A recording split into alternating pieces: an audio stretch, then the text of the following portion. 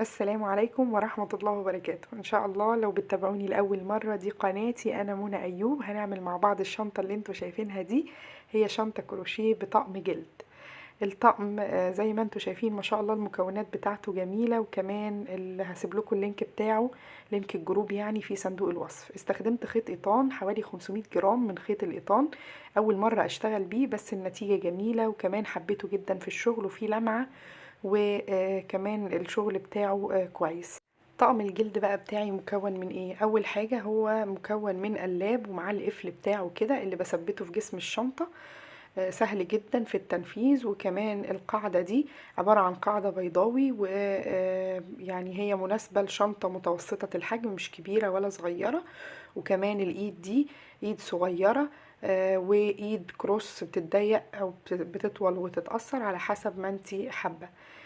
كمان الطقم جميل، وكمان الشغل بيه كان كويس ما شاء الله يعني.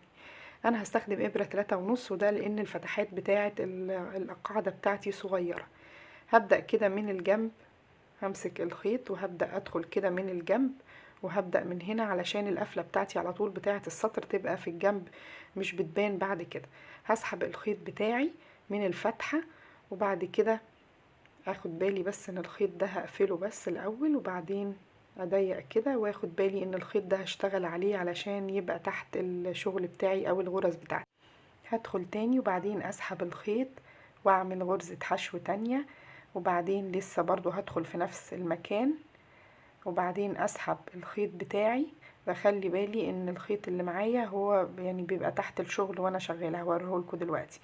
اهو هسحب الشغل بتاعي، بصوا كده، الخيط اهو تحت الشغل بتاعي انا بشتغل عليه، وكمان هكمل الفتحة اللي بعد كده برضو هخليه تحت الشغل اللي انا بشتغل بيه. هدخل كده في الفتحة دي واسحب الخيط، واعمل اول غرزة حشو، وبعدين في نفس المكان هدخل واسحب، واعمل تاني غرزة حشو، وبعدين في نفس المكان واعمل تالت غرزة حشو. بس مش بضيق جامد او بمسك ايدي، عشان بعد كده الشغل بتاعي. بصوا الخيط اهو تحت الشغل وانا ماشية، علشان يعني يبقى الخيط محكوم في اول الشغل يعني. هدخل في الفتحة اللي بعد كده واسحب الخيط، وبعدين اعمل برضو غرزة حشو، وبعدين في نفس المكان. يبقى انا بدخل في كل فتحة واعمل 3 حشو. طبعا مش القاعدة كلها، هقول لكم هنعمل ايه في الفتحات اللي بعد كده، لان انا لما عملت في كل فتحة 3 الشغل كان واسع مني، والقاعدة نفسها كانت الشغل ما كانش مظبوط. خلاص كده انا عملت اهو 3. همشي هنا برضو هنا لغاية المسمار ده هعمل 3، وبعدين الشغل هنا هيبقى مختلف. يبقى انا هوصل لغاية هنا واقول لكم هعمل ايه. انا خلاص وصلت لغاية المسمار ده، دخلت في كل فتحة من الفتحات وعملت 3. هنبدأ نعمل ايه بقى في اول فتحة هنا؟ هدخل كده واسحب الخيط واعمل غرزة حشو، وبعدين في نفس المكان هدخل واسحب الخيط واعمل تاني غرزة حشو. يبقى انا هعمل 2 بس. خلاص يبقى انا عملت 1 2 هنا. خلاص في اللي جنبها هدخل برضو واعمل غرزة حشو، وبعدين في نفس المكان واعمل غرزة حشو. وده بالنسبة للتزايد بتاع القاعدة بتاعتي او الحجم ده. يبقى انا همشي هنا كل ده 2 لغاية المسمار ده برضو 2 برضو، وبعدين اجي هنا اعمل 3. خلاص، وبعدين الجزء ده زي ما عملت فيه 3، وبعدين هنا هعمل 2 برضو لغاية المسمار الذهبي ده، وبعدين هكمل ده الجزء ده 3. يبقى انا بعمل بس عند الكيرف 3، وخلصت كده القاعدة بتاعتي. خلاص دي اخر واحدة اهي. هدخل واطلع واعمل الغرزة التالتة بتاعتها عشان اقول لكم هنقفل السطر ده ازاي. خلاص كده دي اول غرزة انا عملتها في السطر، خلاص اللي هي الفتحتين دول او حرف الفي ده.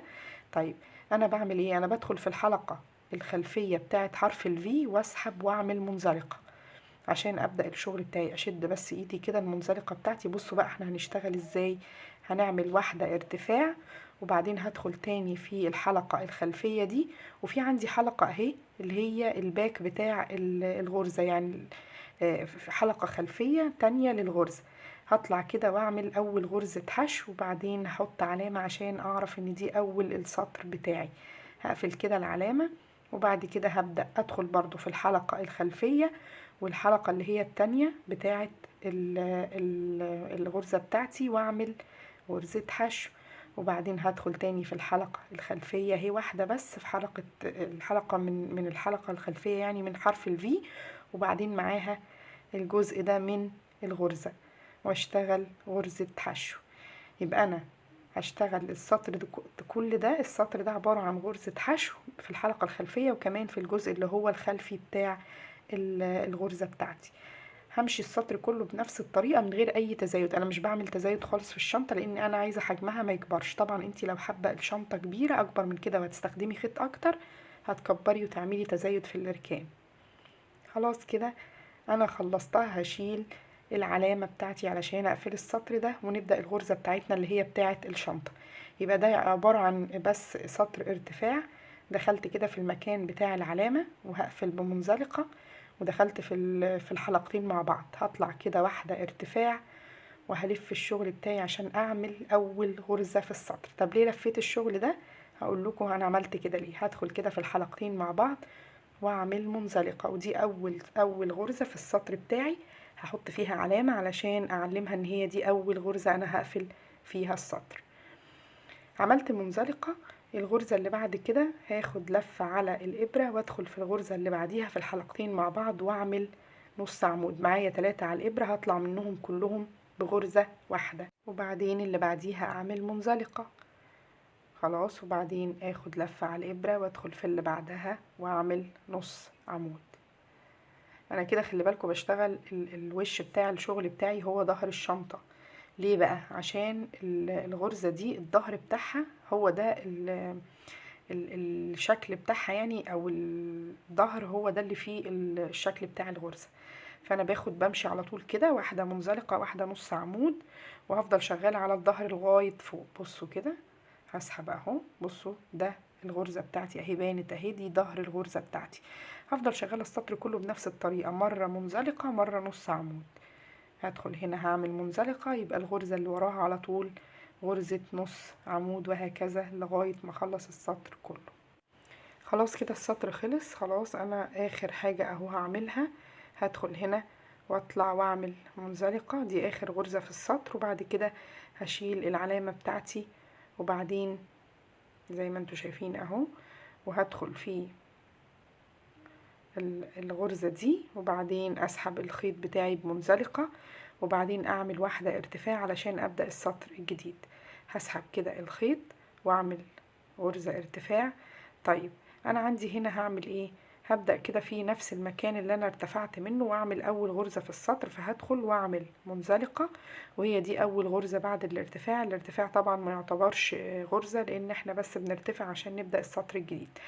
خلاص عملت منزلقة، هحط كده العلامة، وبعدين بعد المنزلقة هعمل اهو، هاخد كده على الخيط وادخل واطلع واعمل نص عمود، وبعد كده بعديها منزلقة، وبعدين نص عمود، وهكذا لغاية ما اخلص السطر كله برضو بنفس الطريقة. انا مش بعمل حاجة غير ان انا بدخل واعمل مرة منزلقة ومرة نص عمود. هقول لكم كمان من اول السطر الجديد عملت ايه، غيرت في الفكرة بس شوية، وده برضو اداني شكل غرزة احسن. ما بانتش في السطر الاولاني، بس بانت بعد كده في السطور اللي بعد كده. هفضل ماشية بنفس الطريقة، مرة منزلقة ومرة نص عمود. بصوا شكل الغرزة من ورا شكلها عامل ازاي، وده جسم الشنطة يعني الشغل من ورا هو ده الشغل اللي هيبان في الشنطة بتاعتي. طبعا انا كمان بشتغل بإبرة صغيرة، فيمكن التحكم فيها شوية. انا دلوقتي هغير الإبرة اصلا وهستخدم إبرة مقاس 5. خلاص كده انا خلصت السطر. خلاص هشيل العلامة بتاعتي وهدخل في اول غرزة اهي، واسحب الخيط واقفل بمنزلقة. خلاص يبقى احنا كده بنقفل كل سطر بمنزلقة، وبعدين اعمل ارتفاع سلسلة. هاخد لفة على الابرة واعمل اول غرزة في السطر غرزة نص عمود، وده بقى اللي انا بقول لكم عليه اللي انا عملته بعد كده. بقيت اعمل سطر وسطر، يعني سطر اللي بدأته بمنزلقة السطر اللي بعده أبدأه بنص عمود وأغير، وهكذا. الشغل بصراحة بتاع الغرزة غرزة سهلة جدا وتقدري تعمليها، وحتى لو مبتدئة تقدري تعمليها بكل سهولة. أنا هفضل ماشية برضو السطر كله بنفس الطريقة، مرة منزلقة مرة نص عمود في كل حلقة، مفيش أي تزايد. زي ما قلت لكم، لو عايزة تعملي شنطة أكبر، لو تستخدمي شكل جلد أو طقم جلد تاني ممكن تزودي. بصوا ده شكل الغرزة من ورا اهو بدأ يبان. خلاص كده انا هشتغل واحدة نص عمود ومنزلقة، نص عمود منزلقة، وهكذا لغاية ما اخلص السطر كله بنفس الطريقة واوصل للعلامة. انا هنا خلصت خلاص، ودي الابرة اللي قلتلكوا عليها، انا استخدمت مقاس 5 وتقدري تستخدميها على طول بعد السطر الاولاني، انا بس كنت محتاجة الابرة الصغيرة علشان فتحات الجلد. خلاص انا خلصت الشنطة اهو، زي ما انتوا شايفين الغرزة شكلها جميل وكمان بسيطة، وده شكله من جوه اهو. ده اخر سطر انا عملته غرزة حشو بس عشان اقفل بيها بس الشنطة. طيب تعالوا بقى اوريكم هنقفل الشنطة ازاي. هشيل كده العلامة بتاعتي، وباستخدام الولاعة هبدأ اقص الخيط، وبعدين هسحبه اهو، هسحبه كده، وبعدين هقول لكم هنعمل ايه. هدخل كده في المكان ده تحت الحلقتين مع بعض واسحب الخيط منه، وبعد كده بصوا كده عشان اكون شكل الغرزة تبقى كلها نفس الشكل. هدخل من هنا كده في نص الحلقة، وبعدين اسحب الخيط بتاعي، وكده خلاص انا الخيط ده هدككه يعني جوه. بصوا شكلها من بره اهي، وده شكلها. هدكك الخيط هنا كده عشان يبقى باين. خلاص دلوقتي انا هستخدم الابرة تاني الصغيرة علشان اثبت الجلد ده او القلاب بتاع الشنطة. هشوف الجزء ده قد الجزء ده، يعني هسيب من هنا قد هنا، علشان بعد كده انا هتني الجزء اللي هو فاضل ده، وهبدأ استخدم الخيط على برضو مساحة كده شوية صغيرين. هدخل الخيط كده بايدي التانية من تحت، وابدأ اسحبه بالابرة بتاعتي اهي، وبعدين اطلع مسافة اللي هي مسافة الفتحة دي للفتحة دي. خلاص هدخل كده ايدي برضو علشان اهو اعدي منها الخيط. بصوا كده انا بدخل ايدي التانية عشان هي دي اللي بحط بيها الخيط على سن الابرة علشان اسحبه. طبعا لو تقدري تشبكيها، لو عايزة تشبكيها بإبرة التنظيف ممكن برضو، بس انا شايفة ان الابرة دي احسن. انا برضو مش قادرة اجيبها لكم من التصوير بالظبط، عشان مش ما ينفعش اقلب الشنطة واجيب لكم من جوه وبعدين من بره. هي سهلة على فكرة جدا. هتمشوا الجزء كله. بصوا انا ثبت بثبت الخيط يعني او القلاب على الجزء بالظبط علشان ما يبقاش معوج، يعني بشوف الغرزة نفسها، وببدأ اسحب كده الخيط لغاية ما اخلص القلاب كله بنفس الطريقة. هسحبه كده وهبدأ اشتغل لغاية اخر فتحة في القلاب بتاعي. طبعا انتي لو حابة تثبتيه الاول بحاجة ممكن، عشان ما يتحركش منك. خلاص انا كده خلصت دي اخر جزء فيها.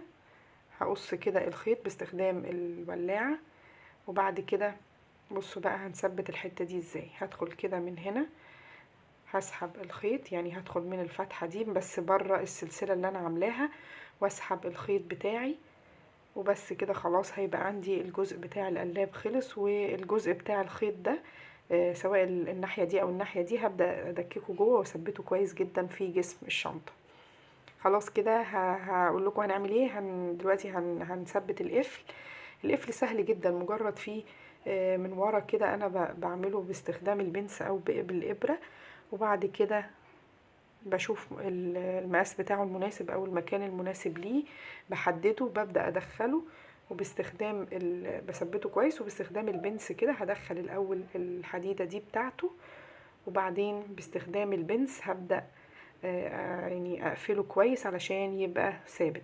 طبعا في ناس مش بتعرف تثبته كده، فاللي مش هيعرف يثبته كده كمان القفل جاي معاه مكان علشان يتثبت باستخدام خياطة عادية جدا، باستخدام ابرة التنظيف. انا حطيت فيها الخيط كده وهبدأ اطلع وادخل واثبتها كويس علشان المكان نفسه يبقى ثابت والقفل نفسه يبقى متين، وكمان الشنطة ما شاء الله تبقى كويسة. وكده ده بقى شكله بعد الخياطة. كمان البطانة دي عايزة اقول لكم ما شاء الله دي بطانة بتتباع في الجروب ده، بطانة جاهزة يعني متخيطة وجاهزة، تقدري برضو تشتريها ان شاء الله او تطلبيها مع الشنطة. بصوا شكلها، دي سوستة كده كبيرة في المنتصف، وكمان اهي بصوا شكلها، ودي سوستة في الجنب. الناس اللي عندها مشكلة جامدة في البطانات ان هي بتعمل شنط حلوة قوي بس مش بتعرف تعمل بطانة، تقدر تشتريها جاهزة، وعندهم الوان وعندهم حاجات كمان لو انتي بتعملي شنطة الوان فتح تقدري تستخدميها. انا خلاص كده خلصت الشنطة، ودي البطانة اهي هدخلها جوه، وبعدين هبدأ اثبتها، وتثبيتها سهل جدا. عايزه اقول لكم يعني ما شاء الله ما فيهاش اي حاجه. دي ابره خياطه عاديه جدا بنفس لون الخيط. هبدأ كده امسك البطانه بتاعتي، وبعدين هحطها كده. هسيب بس حوالي سنتي او سطر واحد من السطر اللي هو اخر سطر انا عملته، اللي هي السطر اللي هو عملته غرزة حشو. وهبدأ كده ادخل الابرة بتاعتي، وبعد كده باستخدام كده الابرة هبدأ اخيط خياطة عادية جدا، اثبت بس البطانة في جسم الشنطة اهو. ده هيبقى مناسب لو حد لسه مبتدئ او لسه اول مرة يعمل بطانة، بيشتغل كروشيه حلو قوي بس عنده مشكلة مع البطانة. ان شاء الله المشكلة دي مش هتبقى موجودة. هخيطها خياطة عادية جدا. انا خلاص خلصتها، سبت بس الجزء ده علشان بصراحة حاجتين: عشان البطانة طلعت اضيق شوية من جسم الشنطة، وكمان عشان الجزء ده انا هعمله كده باستخدام حلقة اللي هي الحلقة سهلة الفتح. طيب لو انتي مش بتستخدمي حلقة سهلة الفتح، انتي ممكن تستخدمي خياطة عادية خالص تخيطيه، او تحطي الحلقة زي ما انا وريتكم كده. يعني ممكن تزمي الشنطة كده وتخيطيها، او تحطي فيها الحلقة كده ينفع وكده ينفع. خلاص كده انا خلصت، حطيت الحلقة في الجنبين. هحط كده الدراع بتاعي اللي هو الكروس، وهحط كمان الدراع الصغير ده. تقدري تعملي افكار كتير في الطقم الجلد. هو طقم جلد ظريف وكمان خامته كويسة، وانا اتبسطت بصراحة بالشغل بيه. قولولي بقى في الكومنتات لو عجبكم الفيديو، وان شاء الله نعمل مع بعض حاجات جميلة. وشكرا لمتابعتكم، وما تنسوش ان انتوا تشتركوا في القناة وتفعلوا زر الجرس عشان ان شاء الله يوصلكم كل جديد. والسلام عليكم ورحمة الله وبركاته.